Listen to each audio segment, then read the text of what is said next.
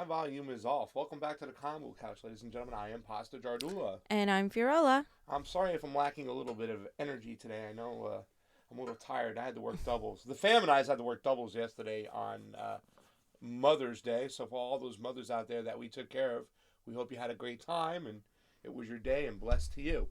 Anyways, we're going to have a great show today. We want you to come on in and jump on in. If you get a chance, go ahead and share this link right down below. If you're on Facebook, if you're on YouTube.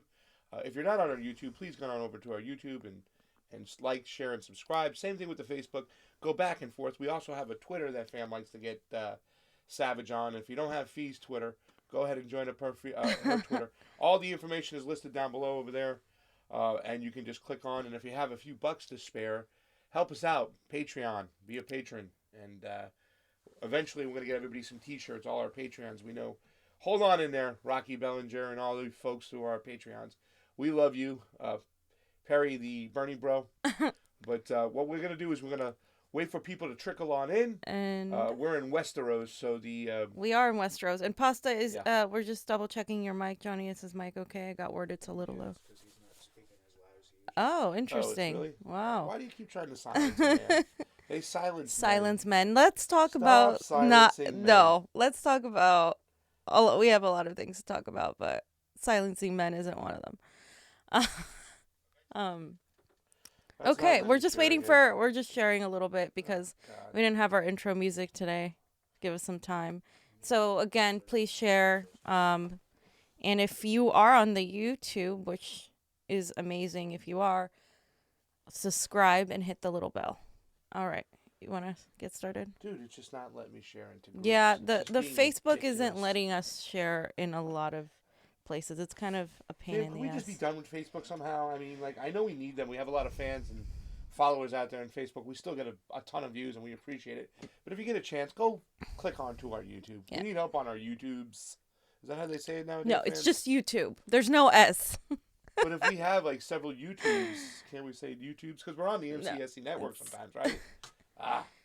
Anyways, let's talk, because we had a crazy savage night last night, fam. You were all fired up. We got one more episode.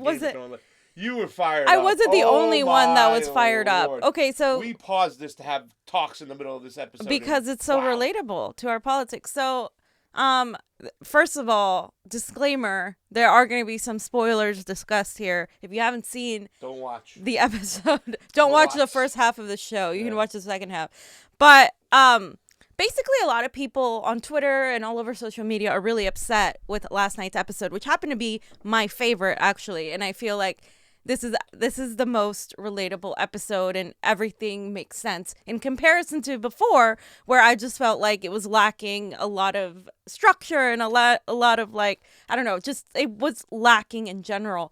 And a lot of people were actually upset, saying, I can't believe this whole entire story arc they've been developing has been, like, ruined in one episode. Daenerys, a lot of people were upset about Daenerys' actions, and I don't know, they were just really upset. So the shark was the term I heard a lot. Yeah, that's like the dragon getting killed really quick, and them just kind of doing this stuff. They felt like, a lot of people told me that when it came to Game of Thrones, that they took their time for most of the series. And at this particular situation with the 6 episodes, they had situations where they just sped things up so quickly, like you just jumped a shark there just to change everything.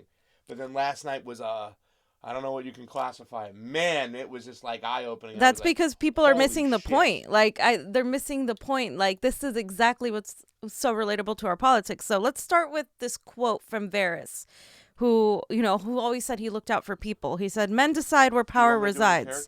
Like, men decide where power resides, whether or not they know it. Varys says before telling Jon essentially that he thinks that Jon should be in the throne. Jon says, "I don't want it, the throne, and I never have. And despite the fact that Varys thinks that you will rule wisely. Daenerys is my queen." Yes, exactly. So you did a great job, fam. Good job. I don't want it. He doesn't want it. So I wanted to kind of start talking about that, right? Like, there's something important that happens when a person, people look to you as a leader, and you don't necessarily want that role. You don't want that power. It reminds me of someone that we have, a couple people that we have running for president right now. And so this is becoming this is the big question of everything, right? Like the power structures and who gets to play and how easily we become pretty much villains, even in trying to save other people. Like, and then there's a lot of things that come into question. So we have a little clip that I wanted to go off of. If we can go ahead and show it. I don't want it. I don't want it. Never have.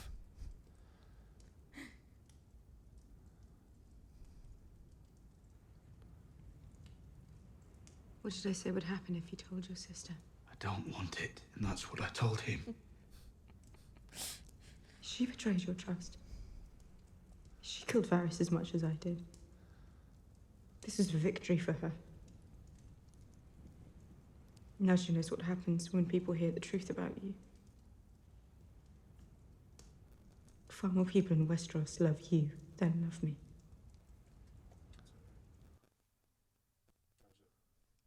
Yeah. So I guess my whole point of just showing that little clip is I feel like that's us, by far more people love you than they love me, Fiorella, on the show. And I don't want it. I don't want it. Well, basically here what I'm trying to show is that she knows that people don't have love for her. And because they don't have love for her, later on in the episode, she goes and becomes a warmonger, hands down. She becomes Hillary Clinton. Not necessarily like that she wasn't before, because she was leading an army, but to the point of killing innocent people, killing thousands and possibly millions of civilians with her dragon, and even her own people, getting them caught in the danger. Because when they rang the bells, if you don't know about Game of Thrones, it's hard to explain, but there was a moment where there was basically a surrender. Yeah. And there was a bell rung that said, hey, like, that's fine, we're done. And she heard those bells, and she still went and literally burned all of the city down. And she didn't have to do that. But there was like this crazed look in her face where she had like this power, and she just went and did it. So there's a couple of things that come to play here. Like, people decide where the power goes, right? We, the people, decide who gets the power. But oftentimes we don't realize it. And Varys has always been the voice of the people. And oftentimes we don't realize that we have that power to decide where it goes. And he's saying, you may not know it, but you do. So he's kind of giving us like a little bit of wisdom, like, hey, you guys can actually stop this from happening, but it's going to take you all to do it. And I think that relates very well to politics right now, because a lot of people aren't really realizing their power, the power they hold, especially in masses, and the voice that the way they can make their voices heard. Mm-hmm. Do you have anything else? No, I mean that's just about it. Just about it. There's nothing really, to piggyback on that. So, all right. Next point. You want to go? No. What's the second one? Anyone, even those with good intentions, is corruptible because of money and power. I mean, I don't know. How's that? We're talking about how this implies to Daenerys, right? No, just in general, in general, because yes, like Daenerys is a person that has been corrupted by power and money, more so power, because this whole time she's been fighting to get ahead, and she's felt like she was entitled to it. She felt like it was hers. But at the same time, she's also had to be a woman in this world where there's a lot of men that had been holding power, and she was like this weak little girl, that was forced into being married. And we saw the first episode when she was taken by her husband. And then all of a sudden, she finally gets a little bit so close to doing this, and she wants to rule justly, but then she realizes like that's not how it works. And like in her quest to do that, she's become the person she hates. And I think a lot of people, like Barack Obama, for instance, we can talk about that.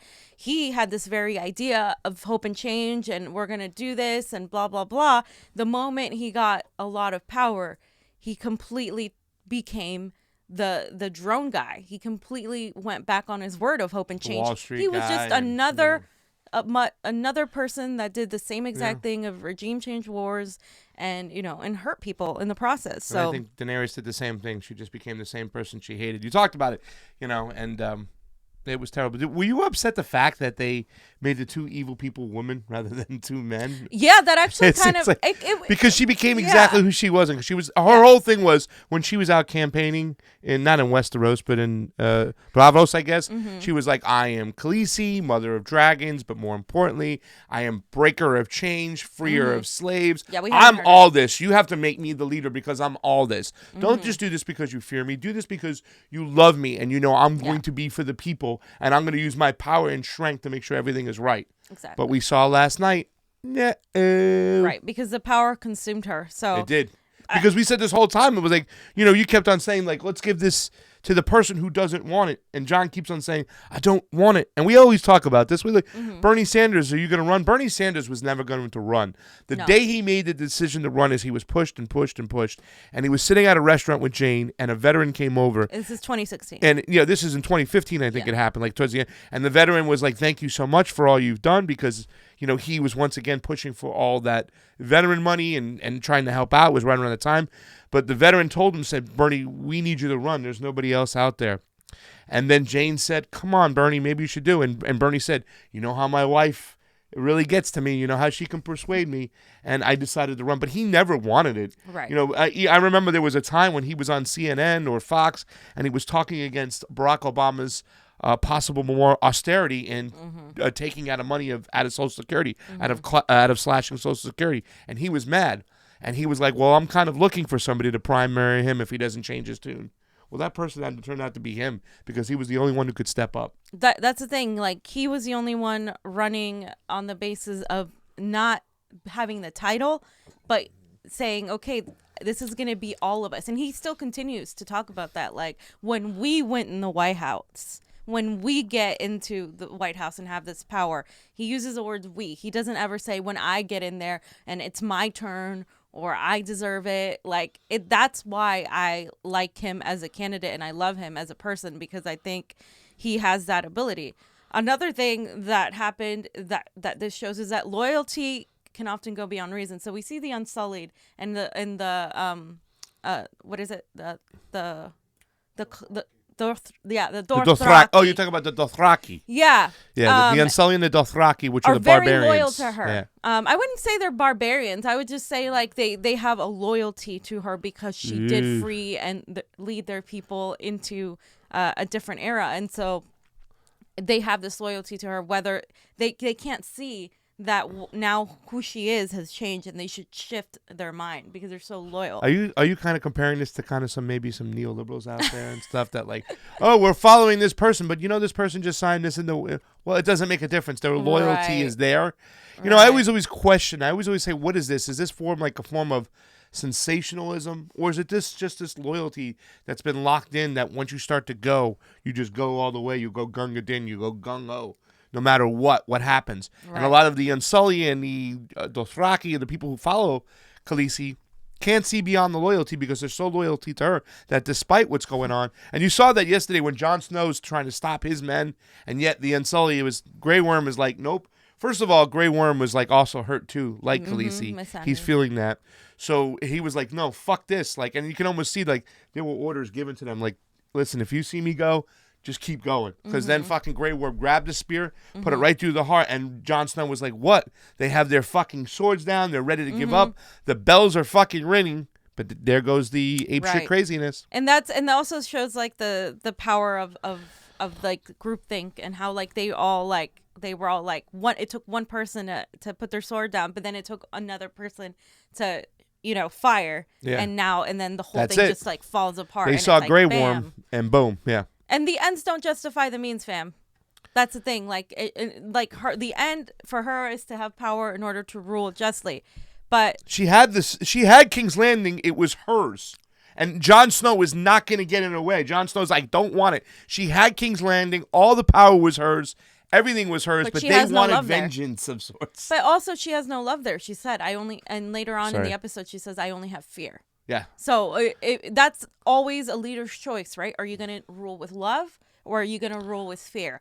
More often than not, leaders rule with fear, unfortunately, for our world. Donald Trump is one of them. Well, I think we should rule our own people with love and just make sure that the other countries know that, hey, we have, the fear tactics that we could put into play. I don't want to say that because that's still bad, a warmongering kind of attitude. it is kind of warmongering attitude. But in this world, I mean, it's pretty much the same thing, right? If you don't have the power, someone else is gonna go take it. So it's like those existential questions of, we can't replace one power structure with another. It doesn't work. It fails every time, which is why we can't continue to choose between the lesser of evils, because you see, it doesn't matter how evil Cersei is.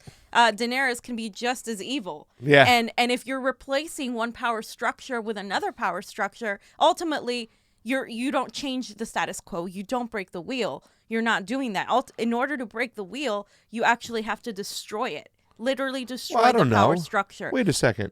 Didn't Daenerys kind of change things in Bravos and all those areas when she went across seas? She changed things, and that was like the whole beautifulness about Khaleesi, is like you got behind her because she was really freeing people. She didn't allow slaves. She did have some controversy a little bit when she put all the slave owners up on the things, like crucified them all the way. She did that to show a point, like, if you do this to the kids the way they did it, we're going to do it to you. And she did do that, but she didn't go as far as destroying the whole society, and she had uprisings against her. Yeah, well, I don't mean like that she should destroy the whole society. I mean, the wheel is a symbolic thing of who's in power. And if she said, I'm going to break the wheel, I'm going to break these power structures instead, she's just replacing them. Yeah. So she didn't do any change. She, like, to me, that it's still, on the bigger picture, it's status quo. It's still the same. She's still, the only reason those people were like alive is because they agreed with her, because they followed what she said. But this is what happens when she's angry and you don't agree with her. And again, the ends don't justify the means, because at the end of the day, she still went back on her word of being a peace candidate. Exactly. Well, that's what we said. This Jon Snow is all about policy. Khaleesi's all about power, and that was the big difference. And I think that that Jon Snow and Tyrion, the thing the thing they realize most is that fact, like, oh my God, all we did was just put the Mad King back in fucking power, right? Now, in the form of his daughter now that has a fucking dragon that can do even worse damage than the king that Jaime Lannister put through his back.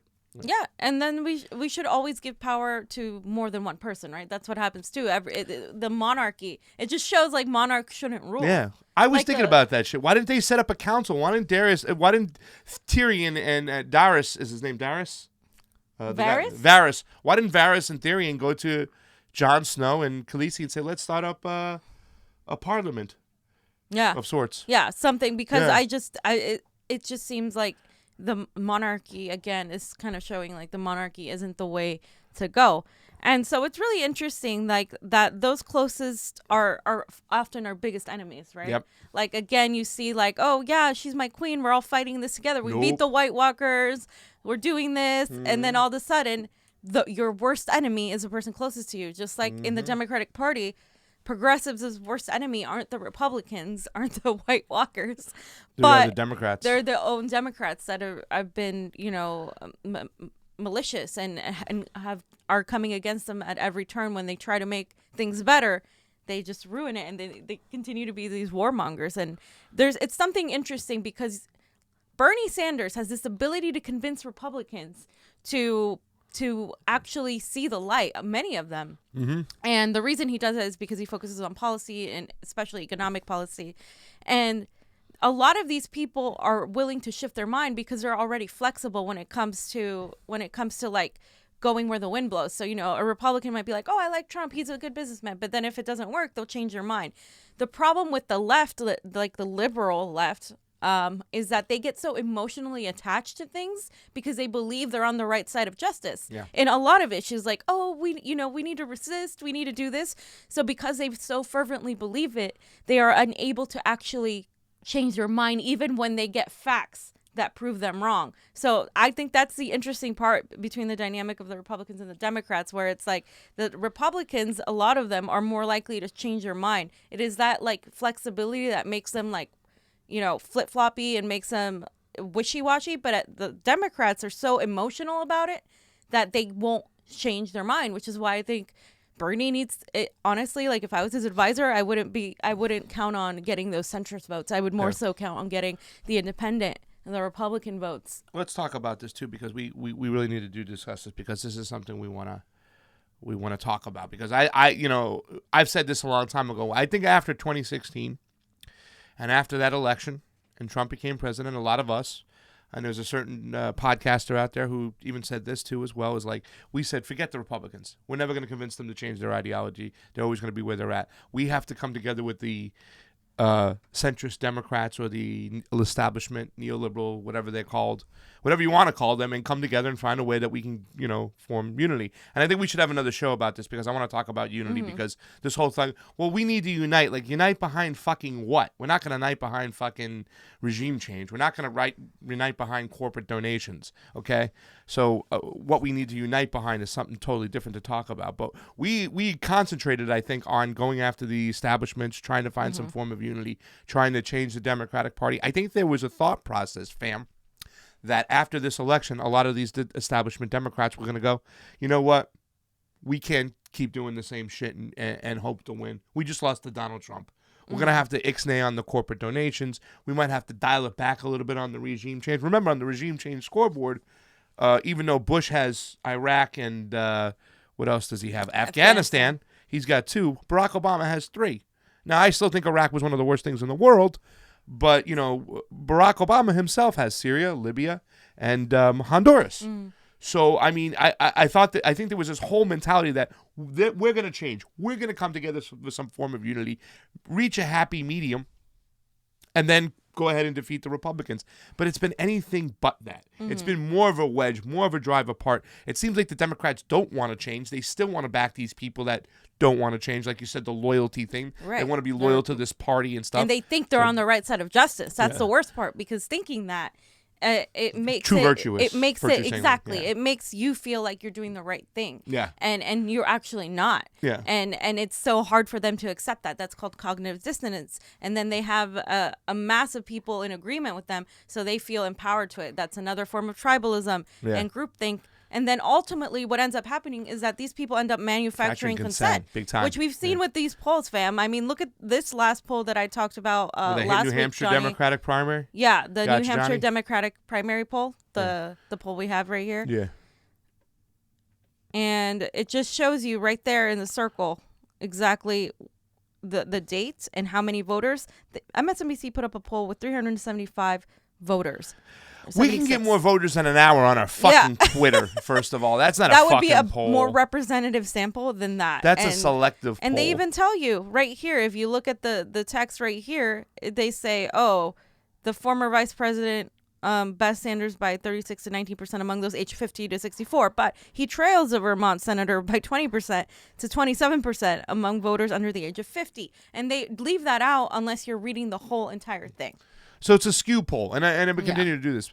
And I want to piggyback, because we talked about all this stuff, because they are manufacturing consent, and it is a very form of tribalism. They don't want to walk away from it. No matter what, they got to defend their DNC Democratic tribe. And, we came to a point, fam, and, we talked about this, and Bernie Sanders talked about a 50-state solution. And that's what this is all about. That's going and talking to those Republicans, those independents and whatnot. And let me tell you something, Tulsi grabs those people too as well. And I do think that. I think that... and I put this video up almost 6 months ago when we did a show with Graham Elwood. Hey, we got a lot more in common with libertarians that are more practical than these neoliberals, these centrist Democrats. Why don't we just form a pack with these libertarians? And sure enough, you hear a lot about Rand Paul praising Tulsi in her ways, whatnot. That's the area where it's still up for grabs right now. This is very, because we're gonna be going to the DNC, and it's going to be California the way it Democratic was, DNC. the California DNC in San Francisco, hopefully, we said. No, we're going. We're going. All right. Well, we got one hopeful. We got one guy. We got one in the middle. Send us money so we can go. Help us out on our Patreon. But once again, it's going to be messy again, fam. And this whole I remember walking into the auditorium part, and Kamala Harris is talking about unity. But it's like empty unity. Just unite, because we got to unite to beat Trump, because Trump is awful. That shit never works. So, anyways, I just want to kind of piggyback off that. No, yeah, you're right. And ultimately, fam, one of the main things to talk about this is the fact that who ends up paying the price? between two egos fighting The against people each of other. King's Landing. Right? All of The these women and innocent children of people, King's the Landing. masses, everybody that has absolutely nothing to do with it. It's two egos fighting against each other. Cersei had to show off and kill Missandei, and she was, and that like also affected Daenerys, and then That's that was the last straw. That was the an straw that broke ego. Camelot back. Oh yeah, like she was just like. Can you imagine if she never cut off her head, just gave her back, and said, "Okay, what do you want to do?" That's it. I it think might that might have might been have- enough, but that was the last straw. That was it, and then she knew the Commander Grey Worm. I think she felt like her loyalty and love to Grey Worm for always sticking by her. That he had to give him a taste of blood of vengeance for what happened to his girl. So. And then ultimately, human beings are the biggest threat to themselves. That's the whole thing, because they all thought, oh, the White Walkers are going to destroy humanity. Winter is coming. No, human beings are the ones that brought winter upon themselves, especially Daenerys. Burned the whole thing down, and that was it. That was what the prophecy was saying. That was the whole Humans time. and dragons. Humans are the but like a human leading a dragon. The dragon true. wouldn't have done that without her. So. Yeah. It's ultimately that, and we just have to remember, like, it's kind of ironic that a lot of people love this show and are able to see this kind of situation unfold, but they can't, they just can't see it in their own lives. So it's kind of ironic. Well, an old friend of mine. Let's get to the next spot. Did you want to do anything else on that? No, I'm no, hoping no, it we're would good. ruin it for you, whatnot. Go and see. It was probably the best episode out there. It was one of them. To me, it was like the best we've- episode of this season. We've had some Hands good down. episodes, some shit. It's kind of been ping-ponging here and there. There's some things where we've heard the term jump the shark about the way they've kind of hurried things to set up a kind of scenario, and a lot of people from Game of Thrones were a little bit upset about it. Johnny, you got anything to say to add to this? Because I know we were more hyped on that Rick and Morty episode with the evil Morty, which is kind of like what's going on. If you haven't seen it, if you want to see Rick and Morty, there's a great episode too as well that does a lot with our politics. The evil Morty, yeah. Well, they don't know he's evil. We kind of get he's evil at the very end and stuff. But there's some great scenes and stuff. It's like they're at the Citadel and goes, "We're the rich people. We've always run the Citadel. We don't care if a Rick or a Morty sits in that chair." And they're kind of like copycatting the elites, the oligarchs. We run this place. And Morty's like, "Do you guys agree with him?" And about 75% of the people raised their hands, and Morty had him killed. So it was kind of like, oh shit, what's going on? Do we have a new leader here who's letting the power consume him? And how is he going to handle this? Same thing. So it's a great episode, The Citadel of Ricks. Oh, so I can finally talk? Yeah. Oh, yeah. Finally, okay. Well, you know what? You've been talking out of, So, yeah, it looks like a lot of people in MCSC do not watch Game of Thrones. Oh, really? Yeah. That's interesting. Yeah, everyone's like, oh, don't watch that. That's really interesting. if anything, for the politicalness of it. Because really a lot of people think it's all about Dungeons and Dragons. It's not. It's about politics. I wouldn't watch it if it was. No. That would bore the hell out of me. What the hell is that? I think that was someone. Is that Slack over there doing Yeah. something? Shut up, Slack!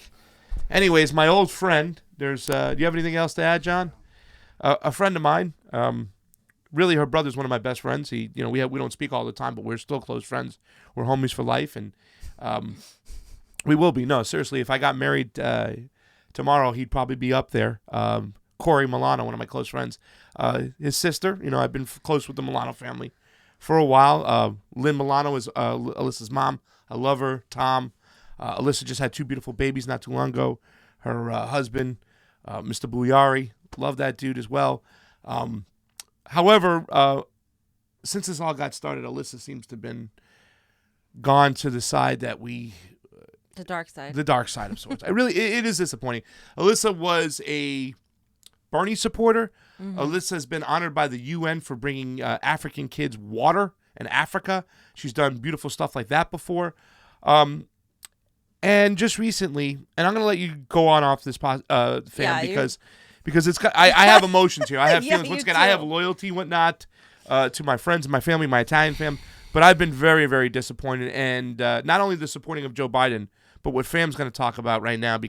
And I didn't put it in here. Would you put on a comment yesterday? I'm going to send it over to John because I just thought it was a great, amazing way you described what Alyssa was doing. But go ahead, fam. So Alyssa Milano is responding to the Georgia abortion law, Which is where disgusting. it's going to basically what they're trying to do is punish women for an abortion, like make it something that they can prosecute and jail you Doctor, too. for. Yeah. yeah, as well as a doctor. But the fact that they can do this to a woman's body is disgusting. It's ridiculous. It's backward. It's whatever it is you want to call it. And this is called the Georgia abortion law. And basically, her response to this is this tweet here, which she got so much criticism for, and rightfully so. Our reproductive rights, are being erased until women have legal control over our own bodies. We cannot risk pregnancy. Join me by not having sex until we get bodily autonomy back. I'm calling for a sex strike. Pass it on. I'm sorry, I can't help but laugh because to me the problem with her stance is extremely obvious. It's hypocritical. It's obtuse. She's supporting Joe Biden as president. Joe Biden has hurt women for a very long time. He's not only hurt women, he's hurt people, especially poor people of color, which happen to be women. Author of the crime bill.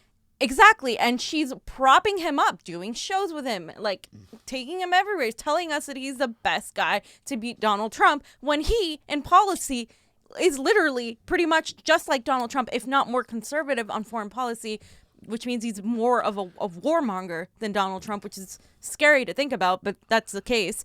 And when you do these things, when you think about things as in a symbolic, platitude-y way, and it's this type of feminism that's so, like, it really irritates the hell out of me because it's the latte feminism. It's the kind of feminism that these white women who have no idea what it's like to actually suffer under capitalism go and parade around with their pink hats and their t-shirts saying, oh yeah, feminism, but they have no idea what that means. It's not intersectional. And she got so much criticism for this because it gives more power to men too. She's basically saying, okay, I'm going to use my body to beg men to do something legislatively instead of focusing on the policy and how we can actually change things in real life and not just symbolically. Mm-hmm.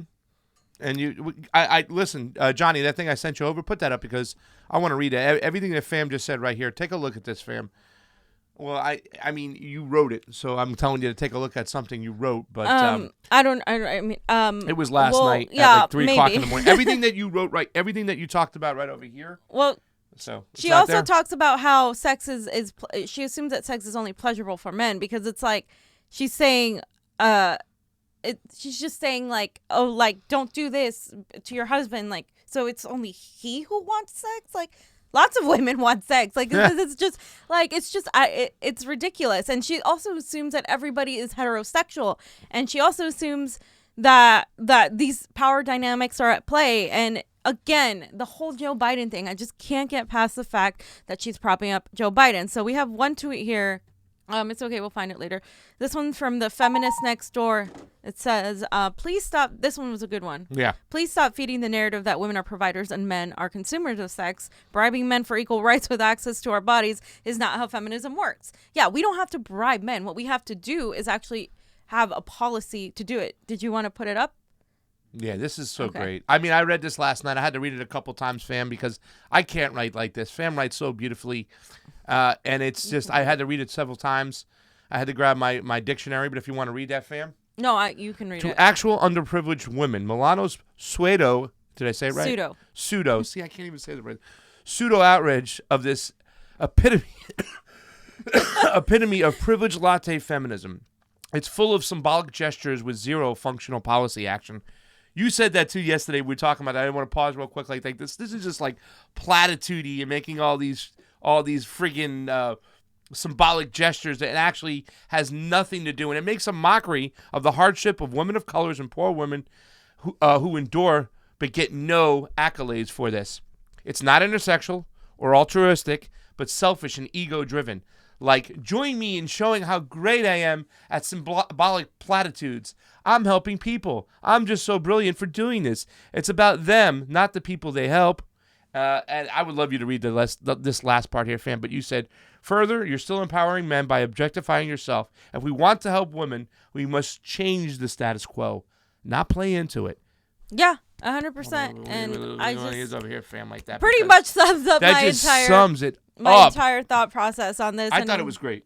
I thought it was great. And it means so much. It's, once again, it's this whole form of virtue signaling. You know what I'm saying? You're not really helping anything. You're not changing any fucking policy. It's like when we go out in the streets, we tell people, listen, if you're going to go out there and march in the streets, march for something that has to relate directly to policy. Like when they march in England, I should say Germany or France, they're marching for $25 an hour. They're marching for a 30-hour work week. We're marching to change someone's behavior or just to be platitudey. Which you're just not going to do unless there's a logical element to it. And I have one more tweet that it was pretty savage and a lot of people really liked it. But I mean, Jonathan, if you can post this one right here.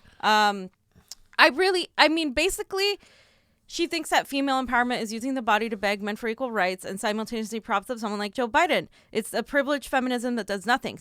This part here, social justice must be tied to economic justice. And by that, I mean, if you really want to change things for women, you focus also not just on the platitudes and the symbolism and, like Pasta said, trying to change someone's mind on the under the system, right? Because yes, I agree we live in a male patriarchy. However, in order for that to change, you also have to help women economically. And if all you're focused on are symbolic platitudes, you're not really helping women. You have to help these women who are poor, and a lot of Black women and Latino women came after her because they're like, dude, like, this does nothing for us, man. We've been suffering for a while. Like, you're just kind of coming into the game here and you're completely ignoring the very real economic issues that we have. Yeah. And that's my main issue with the kind of feminism that the liberals like Hillary Clinton and co kind of like push, because to me it's completely blind as to what our needs as women really are as a people, because we need money, we need to pay rent, we need food on the table, we need healthcare, we need education, and no amount of marching with a sign that says fuck Trump and all of this and that is going to change the legislation. So and you're just so it's the oh my god era, you know what I'm saying? And economic justice is not just a fight for dollars and cents in your pocket. It's the fight for resources of our planet and how we get those resources. We want to have economic justice throughout because everybody needs money for, like you said, for everything you need as far as the resources. Us as a group of people, as a society together, we have to control these people because they're hogging all the resources. And when they hog all the resources, the first tool they have is to pin us against each other.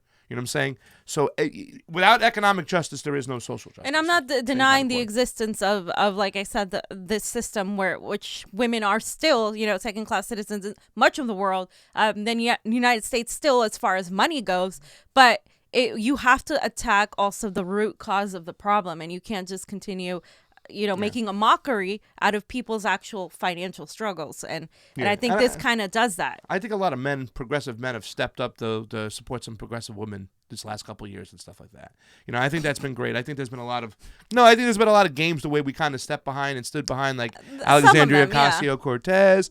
I'm saying there's a lot of progressive men out there. I think there's a lot of progressive men out there, and a lot of guys I talk to is that they don't look at race and gender. They're just looking at content of character, if they can win or not. You know what I'm saying? See, this is another part where Pasta and I can totally debate, because to me, like, you can't not look at it. You have to acknowledge it, but also then move past it. And in order to move past it, you have to acknowledge that there is a divide. But you look at the root cause of the divide. And I know Pasta has gotten into arguments too with our friend Michelle, and I would love to have a debate about this it's in some other episode, like this kind of different issue, economic, social, and everything in between, because it's something that I think is representative of the divide in America. I think a lot of people have different views on this, and that's why our politics are so divided. So all right, so go ahead, this next part.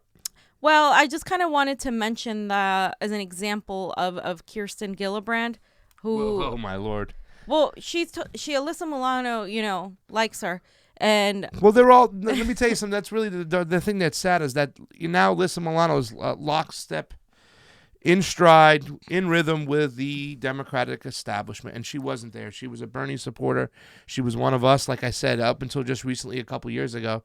And I don't know how she can think that this is a good career move, because she's pushing away from all the young people out there that love her and stood behind her to go support a bunch of old geezers who won't change their way and don't want to let go of their power. And she's become a part of that. Where she was an outsider, now she's looked upon as one of the Hollywood elites. And the Joe Biden thing was such a just an awful move to make. I it's sad, because once again I love Alyssa Johnny, and I love everything about her. But here's Gildebrand once again. So yeah, so she said to the mothers who have yet to be reunited with their children after being separated at the border, mothers whose children were taken by the gun violence or illness, mothers who've lost a child or children who've lost their mothers, I'm holding you in my heart today and always. This is an example of literally platitudes. It is. It's not telling you how I'm going to change things. It's not talking about policy. It's a nice sentiment that makes you feel good, but that's about it. And this is a prime example of what the liberal left does. Not the leftists. I'm talking about the liberals, like the centrists, these people. This is what they do. They say things that make, hope and change. Let's all feel good. Let's do this. But when it comes down to legislation, when it comes down to actually doing something to help people, they don't do it. In fact, they stab you in the back. And this is what she did 10 years ago. She said before becoming a senator in 2009, Gillibrand represented a largely Republican district, and she expressed her ideas in immigration, and she blocked certain benefits for the undocumented immigrants, and she established English as the official language, and a lot of these things, and she did also voted against immigrant rights, and a lot of these things have come back to haunt her now, and she's like, I shifted my position. So how is it okay for her to shift her position so recently, and yet Tulsi, when she was like 18, is still getting like called out because of her views that she grew up with, and she didn't push legislation against that. That's I say the something thing too? And you said she's saying she shifted her position. That's a bunch of malarkey. What's the number one cause of immigration? War. Okay, intervention, war, intervention, regime change, war. Guess where Kristen Gillibrand stands on Venezuela? We did a whole fucking video on it. Yeah, exactly. She's for regime change. She's for supporting the opposition. She's for creating more fucking refugees. The United States is a refugee-making machine, and Kristen Gillibrand is a part of that. And what does she do? She throws out the fucking tweet with all the platitudes, my heart and bullshit. Bullshit. You're for regime change. You're for fucking creating more immigrants. So fuck off. Excuse my French. Sorry. Jeez. Okay. Sorry. Really doesn't like her. Because this shit is bullshit with Kristen Gillibrand. These Democrats, these centrists are doing the same thing they did before. Okay? They're not about policy. The only thing that matters is policy, policy, policy. Here's Kristen Gillibrand, what's the word? Virtue signaling out there. Let's hold it in my heart. Let's go to my ideals. All these latte liberals, all these entitled people, privileged people whose kids are not going to have to be really affected by the policies that won't happen if we get another Barack Obama in there. They're the ones out there causing the fucking problem. They're the one out there doing that shit. But it's okay because they tell you that they feel sad about it, and you should then care about it too. So that's the kind of thing we're dealing with. And just to take it back on the overall thing of the show, we cannot have someone in power who wants to be power. Who wants to be powerful, who wants that power, who wants to embrace it, who thinks that they're entitled to it. We can't have another Joe Biden. I never wanted it, fam. We need someone like Bernie Sanders or Tulsi who stepped down from power, literally, to help Bernie Sanders in 2016. Whereas Elizabeth Warren didn't do that because she didn't want to lose her political, strength. And I get it, but then that literally shows where you're going to stand in difficult times where you have to decide, okay, what's more important, me and my status or the well-being of other people? Yeah. And that's what we need to look into presidential candidates, not the clothes they wear, not how they look, if they look presidential, not if they went to an Ivy League school, but if they are actually willing to listen to the people and they are willing to stop these interventionist wars that cause so many of our issues. Yeah, we have a cat outside. His name is Jon Snow. And we've offered him the kingdom of our house. We've bent to knee. And he won't take it. He won't take. He's like, I don't want it. I just want my food out here. Yeah. So Jon Snow won't come into the house. He won't take it. He doesn't want it. All the Jon Snows don't want power. They just want to. They want happiness. They want policy, the proper policy for the people. They're like Varys. So. But I think Arya actually could be the one to come into the lead because she's kind of been through the whole thing. Like she's been through the ringer. She's let that consume her, like the power for revenge, but then she's seen it and has backed off. Like when she left with the Mountain, she let him go on, and he's like, do you want to be me? And she's like, she's the thank you, and she leaves because she had a form of realization, like, wow, like this is not just about, don't let this vengeance consume me. Exactly, because then I'm gonna be Daenerys or I'm gonna be you, and I'm gonna die. And then she saw more of that. So I mean, we have one episode left. It's next week. Any predictions, fam? I think Arya is the what is it the no, she's they had the prophecy where there was like a horse, White horse, and yeah. that I think was it. Daenerys saw it in season 3 in a dream when she was talking to Season 2, Aquaman. I think, yeah. Was it season 2 or 3? Which Season one? 2. Season 2 or 3. She was like, she had a Aquaman. prophecy. She went and she talked to Khal somebody. Drogo. He says Drago, and it said we'll meet again at a certain time. Mm-hmm. And I think that Arya might do the job. I think Arya's going to do do it. But I think that Jon Snow will rule. I think Arya will either die in the process. I hope it's a but, woman. Well, no. Well, I think Sansa will have some. Sansa will have some power. In the north, and when it comes to Jon, when Jon Snow is the leader, everybody has a say. Everybody, he listens. He's gonna be open and do what's best for the people. Right. So I don't think one person should do it. Maybe it should be like a commune of people. We talked about this. They should set up a parliament in Westeros. Now is the time. And what they should do is tear down that fucking wall that they have. Right? They already tore down a piece of it. Let's tear symbolic. it down. Let's tear down the there's wall. no more White Walkers right now. They're done. It's not really about, they told you it was keeping invaders in from the north to the south, but we kind of learned later it was probably to stop the White Walkers. Who knows? Tear down the wall. Tear down the wall. Jon Snow should tear Build down bridges. the wall. And Jon Snow and Sansa will tear down that wall, build bridges. And here's the thing, too. What about the dragon, though? I think How do you stop the dragon? A Targaryen can stop the dragon. Jon Snow, maybe. It's a Targaryen. How about this? Aemon. So we're saying that that Khaleesi controls the dragon. So she went apeshit crazy, killed everything. We said that Jon Snow is a Targaryen, Aegon Targaryen, and maybe he has a chance to control the dragon. Is there anybody else who can control the dragon? Because I have a theory. I don't know. How about Bram? Remember, Bram can get into creatures and control them. We haven't done this for a while. He got into eagles. He can go into animals and control them. I think he goes into the dragon. Interesting. And I've been waiting there for that a long time. I think he goes into the dragon and he controls the dragon and kind of turns the dragon. And I don't know. Maybe I think Jon Snow kills the dragon because he doesn't think that anybody could, who knows? There's so much that could happen. I don't know about the last that last episode, fam. You want me to give you music out so you can tell the people there's a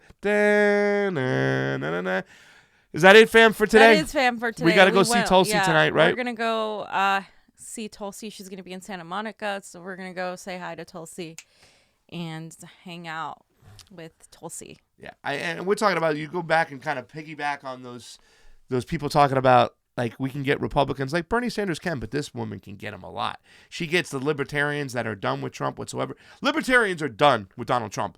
Put it that way. Libertarians don't like Donald Trump, most of them now. They're pissed off. The non-interventionist Donald Trump, no, that never happened. He wants his own wars. Venezuela's now. We're looking at Iran. You got Cuba on the list. You got Haiti on the list. There's a lot of shit that's going on. Him putting Bolton in power, Lord Bolton, Ramsey Bolton, him putting Bolton in power was the worst thing he could ever done in promoting Pompeo. He just gave himself, he gave the left, I guess we should say, an opportunity, an alley to really pick this up. And I think Tulsi Gabbard is really filling in that void, grabbing a lot of those libertarians. And that's why we say it's so important for Bernie and Tulsi hopefully to one day work together. Hopefully one day one of them will bend the knee to each other. Agreed. All right, fam. We're going to go out. Yes. Thanks, guys, for watching. Please like, share, subscribe on YouTube. Thank you. On the Combo Couch and also MCSC Network. We have a Twitter. We will be back. Yes, and we also have a Twitter. An Instagrizzy. And we will be back. No one calls it that. And we'll be back tomorrow. On Tuesday. Yes, tomorrow. That is noonish. Tuesday.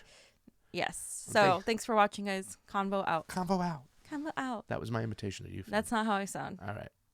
That's rude. Okay.